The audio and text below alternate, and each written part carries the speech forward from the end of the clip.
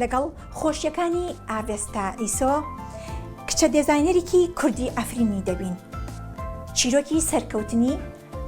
لە خۆیەوە دەبیستین. سڵاوت لێبێ ئاڤێستا، زۆر خۆشحاڵم کە دەبینم جلی ڕەنگا و ڕەنگ لێرە دانراوە لە ئەتەلێکی تۆ، کچێکی کورد خاوەن بڕاندێکی خۆیەتی. دەستخۆشیت لێ دەکەم. زۆر سوپاس. چەندێکی ئێرەت کردێتەوە، زۆر خۆشە. براستی گەلێک نووە، ینی مگە تازە ئەتەلیە vekiriye. باڵێ ئەی چەند خۆشە بۆ تۆ کە خاوەنی ئەتەلی خۆتی. ئەرێ ینی گەلێکی تشتێکی مەزنە بنێڕینا من، چونکی ئەس گەلێکی سەرڤە پرۆیەکتێ ڕەحت بووم، ینیم گەلێکی سەر شغڵیم حتا ئەس گەهانڤارۆی هەر سەرکەوتوو بیت.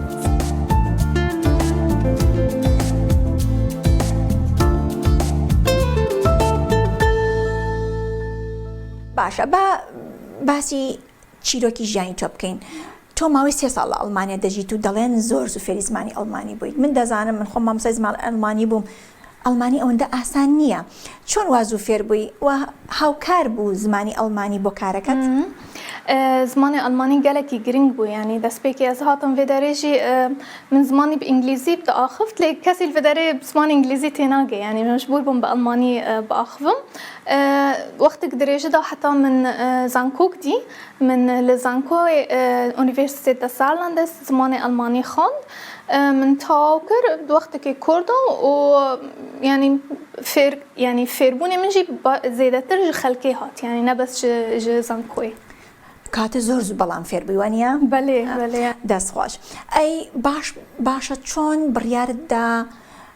بواری دێزاینەری جل هەڵبژێری؟ بۆچی بواری دێزاینەری جل؟ ئەو بوارێکی زۆر زەحمەتە لە ئەوروپا، بەڵام تۆ لەو بواردا سەرکەوتووی. چۆن بۆ ئەوەت هەڵبژارد بۆم باس کە چیرۆکی خۆت؟ خەونک بوو ژمەرە من خاست، ینی هەردەم ئەنۆ ئەس دیزاینەر بم، لێ پشتی ئەو قاساڵ ینی وەختی حربێ دەرباس بوونێ و ئەمژ سووری هاتن وڵات نادن، مرۆڤ ji bîr dike, yanî çi dixwaze û xewne dixwaz çi bûn. Li Sûriye min zimanê îngilîzî xwandibûm. Ez hatim Hewlêrê jî min çend kar kirin, yanî min karê marketing management di fîrmakê de, di kompanîkê de kir. Ez li wê de organasyonekê de dişuxulîm mabênî Neqeba Dubey û Beyrût, Libnanê yanî û Hewlêrê de. دوا کمپانی ده، دوا شرکتی ده جه از گلکی فێری کاری بزنس بووم. ئۆکەی. دوایی هاتیتە ئەڵمانیا، لێرە لە ماوەیەکی کەمدا فێری زمانی ئەڵمانی بووی و چۆن بوو بواری دێزاینەری جلت هەڵبژارد؟ ئەرێ یعنی زمانی ئەڵمانی نه، زمانی ئەڵمانی نا، بوارەکەی بۆچی جلی دێزاینەری هەڵبژار، بۆچی ئەو بوارە هەڵبژار؟ یعنی من گەلێکی حەجوا وا تشتیت کرد، ینی من ئەف تشتاش دایکە خاژی جارێکی ڕاکردبووم، بەس لێ من خواست ئەس تشتێکی پرۆفسیۆنێل بکەم. من ئۆنلاین فاشن خواند، چەند کۆرس چێکردن. دوورا من پرۆیەکتێک لە vê derê پرۆژێکتێک هەبوو ji خەڵکی ne ئەڵمان را و dixwazin li vê derê kompanîkê fîrmakê çê bikim. ئەو پرۆیەکتە ینی مخواست ئەس فێری بزنسê ئەڵمانی ببم، ینی قانونê ئەڵمانی çi çê dibe me re bike, çi çê nabe، ینی ne her tiştî bes resm û qelem û wereqe, ne bes dîzayner e, lê her tiştî din hene wextê me re bixwaze kompanîkê li vê de çêkim. ئەف پرۆیەکتە ئەم 5 شخص بوون وەختێ me dest pê kirî، ji we 5 10 birin û ez jî yek ji we de habûm. Di va proyektê de em fêrî gelek tişta bûn di Almanyayê de. Çawa biznesê xwe li vê de ava bikî, tiştî health insurance, yanî darîbî di vê derê ştoya der çawa, erê gelek zehmet li Almanya, her kesî va tiştî zana. Me gelek event jî kirin. برای و پروژه من گلک خلق البازار خاناس کردن. داوی و پروژه 31 اکتبر 31 بله 31 مه نهابو 8 بو سوري 2018. اره جانا يعني او بواره تواو کرد. باشا استا تو ئۆنلاین شۆپیشە هەیە وانە؟ ئێستا شوێنێکت کردوتەوە، چ جلێک دێزاینەکەیت؟ یعنی ئەو جلانە چین کە تۆ دێزاینەریان بۆ ئەەکەیت و از سه تشتا چه دکم یعنی برگیج از کشکار جنارا چه دکم نش خورتارم فستانت حفلات از چه دکم یعنی فستان سهرام درج هات کوتو از تشتی بزنس چه دکم وقت داقم رسمی تشتی جنا یعنی او فستانت سمبل تشتی بسيط يعني اف سي كاتيجوري الجامن هنا باشه سری آنلاین شاپەکەتم کرد زۆر پرۆفشناڵە زۆر جوان بوو خۆی تۆ فکرەکان یاخۆ بیرۆکەکان دێزاینەکان سوود لەکوێ وەرەگری لەکوێ ئایان هێنیت چکە هەندێشتم بینی هەستەکەم تێکەڵە هەم ڕۆژەڵە ینی ئەتوان بڵێم کوردیشی تایە ئەو پیشەوە نییە بەڵێ ڕاستە ئەف زاتم پرۆیەکتێ من سەر تشتێکی داخەوە ڕێیەکێکە ما بینێ ئۆروپا و شرق ئەوسەط یعنی ما بینێ وێدا و الڤدەرێ ئەتخوازم ستایلێکی نوچێکم پێش خەڵکی ئۆروپی بکەم زێدەتر خەڵکی ئەڵمان جلد لور چاوانە بەس برەنگێکی نزیکی ڕەنگی ئۆروپی یعنی ئەس کاربم تشتێکی هەردەکان نزیکی هەف بکەم از جو کدوا تشتیتینم بلکه زیادتر ج باجارت خواج ولاتت خواک و یعنی از جعفرین هاتما ام زیادتر بآخذ خوا گریداینم زیادتر بداره زیتونی و گریداینم و که هیرو من رنگ زیتونی جل خاکری يعني ازواتشتي زيادتر بلكي ج اخي خاتستينم يعني ج باجارت خاتستين يعني سروشتي بله اخي خات برناتشو تواراستا بله بطل لعفرينيت ديارة افستا تو وقت بينم افستا إيسو اما ناوي كولكسيون يعني ناوي كومبانيا كي تويا بتنهانيت هاو بەشێکت لەگەڵایە کەسێکی ئەڵمانت لەگەڵایە چۆن بۆ بڕیارتدا کە ئەویش لەگەڵتا بێت ئەم کۆمپانیایە بکەنەوە چۆن جلەکان بەرهەم دەهێنن بەڵێ وەکو تە دەستپێکی گوتی گەلێکی زەحمەتە لە ئەوروپا کۆمپانیکی ڤاکی بە فاشن گرێدایی بە بمۆدەوە یعنی بەلکی لێ دەرێ خەڵک پروژێ حەز دەکا لێ دبینن نا ئەو شرکەتێ گەلێک پارابینە یعنی فجبروي ريسكي خا مخاطرات خا جلك زيادة ترن نحر كاس كارا خا دوا كومبانيكا يعني بشتي من بروجكتي خا تمام كري من فاشن شو يا كم من فاشن شو اللي ويشغي تشيكر إعلامي أو ميديا ألماني جالك الكاريا مكر يعني هات بروجكت تصوير كر هات فاشن شوي من شيكري تصوير كر جارك جريدة ألماني ده صار من مشكلة جريدة زبوكات سايتو جالك يعني خلك ألمان جمرة نفيسانت بشتي يعني أو تشتاج جريدة ده دركتي خاصة الكاريا ممكن خاصة بخاج بروجكت كيفن يعني دو بروجكت كيفن بمرا بشغلهم جوانا من جنك ألمان بر يعني هالبجات أري جوانا لي شجع هيفا درجة ده حتى من كاري بريارة خبستان ده إنه تمام أسكيب فيرا بستينم يعني فيرا شغلي خا تمام بكم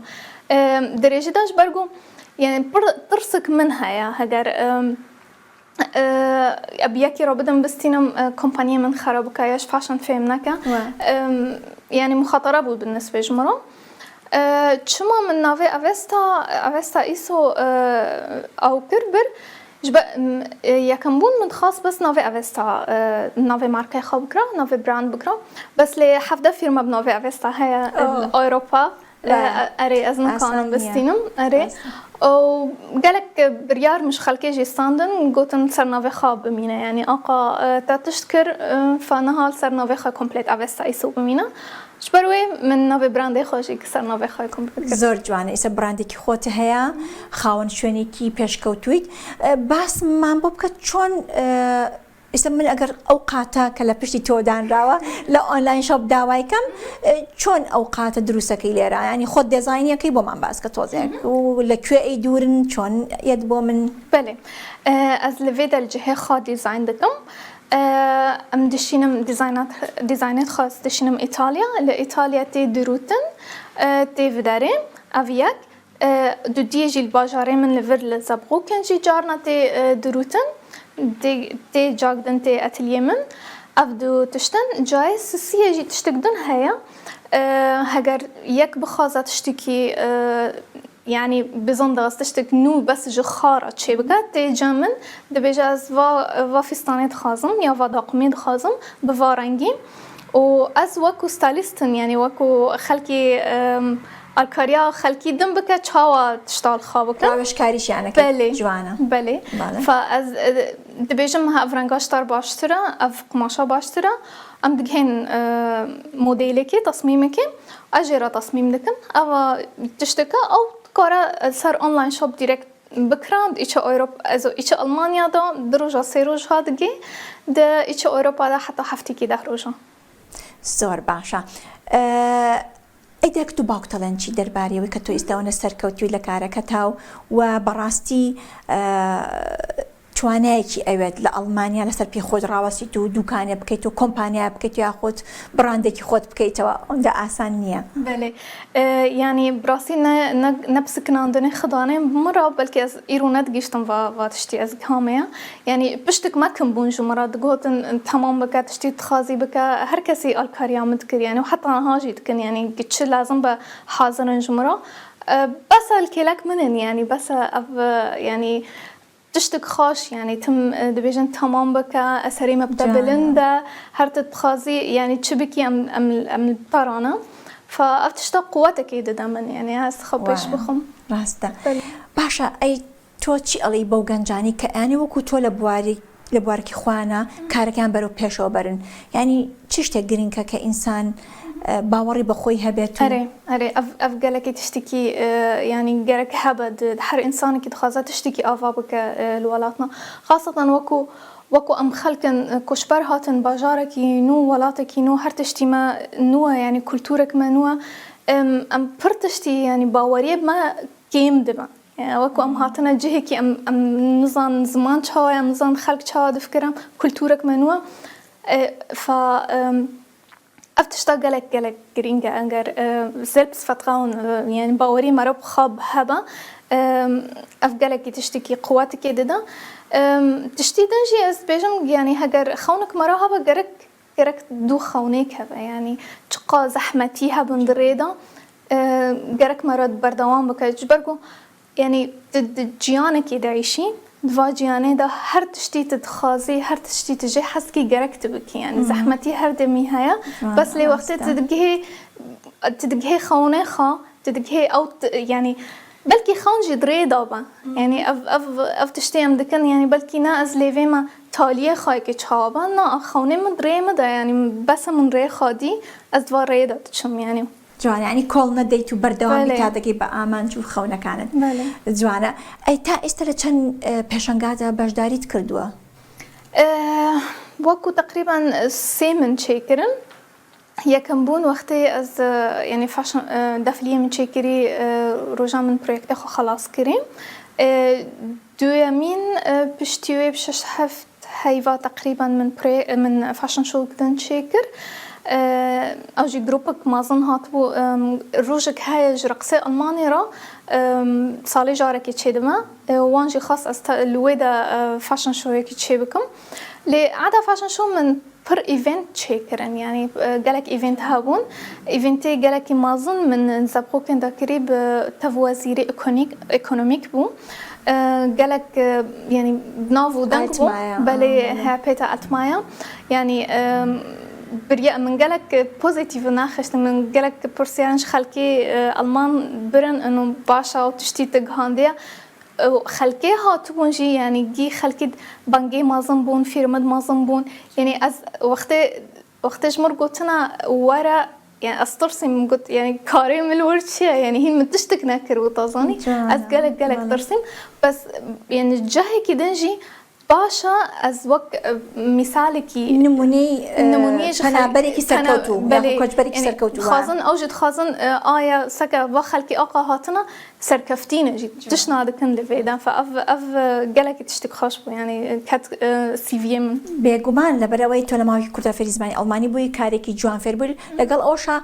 هەموو کەسە ناتوان لە ئەڵمانیا لەسەر پێگی خۆی بوەستێت و کۆمپانیا بکات و براندێکی بەناوی خۆی بکات دەستخۆشیت لێ دەکەین زۆر سپاس کە لەگەڵمان بێ ئاوێستا سەرکەوتن بۆ تۆی ئازیز مەژێگەڕم ستودیۆ بەلای ئێوە زۆر سپاس کە لەگەڵمانە بوون.